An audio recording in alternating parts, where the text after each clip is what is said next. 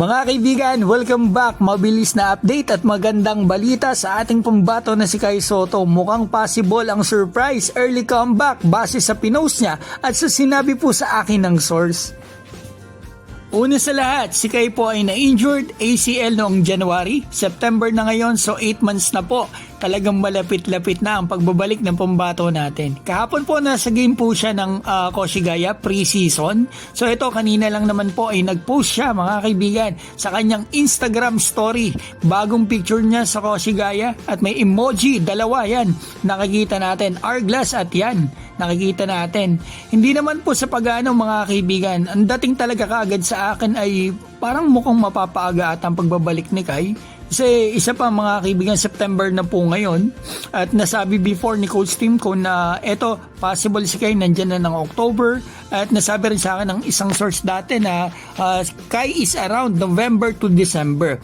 Kaya ang ginawa ko po para makasigurado ako at para na rin may update po tayo sa panahon ito kay Kai ay tinanong ko na po ang isang source natin kanina. Sinend ko po yung picture na pinost po ni Kai, yung may emoji at sinabi kong mukhang malapit-lapit na po ata magbalik etong si Kai base dito sa post niya. Alam niyo po ang sagot sa akin mga kaibigan yes! Malapit na.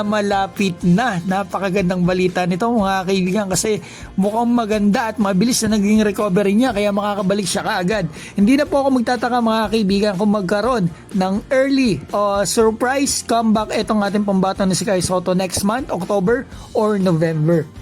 Tingin ko mga kaibigan, hindi lang po muna talaga nila nilalabas yung mga nagagawa na ni Kai sa ngayon. Kasi noong nakaraang buwan, sinabi sa akin ng source, eto nakakasalpak na daw talaga si Kai. Sinasaway lang po talaga daw si Kai ng staff ng Koshigaya. At oo nga pala, pasensya na po kayo, medyo maiksi lang yung balita ko ngayon. Talagang natuwa lang po talaga ako dito sa nalaman ko na malapit na daw magbalik ang pambato natin si Kai Sotto. Kaya sinare ko po sa inyo. I'm sure marami po talaga sa inyo talagang napakatagal na nag-aabang sa pagbabalik ng ating pambato na si Kai Sotto.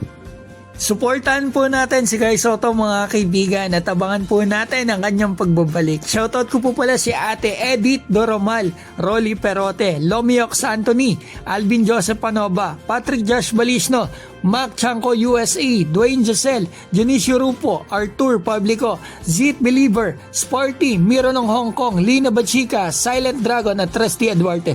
Mga kaibigan, maraming salamat po sa inyo.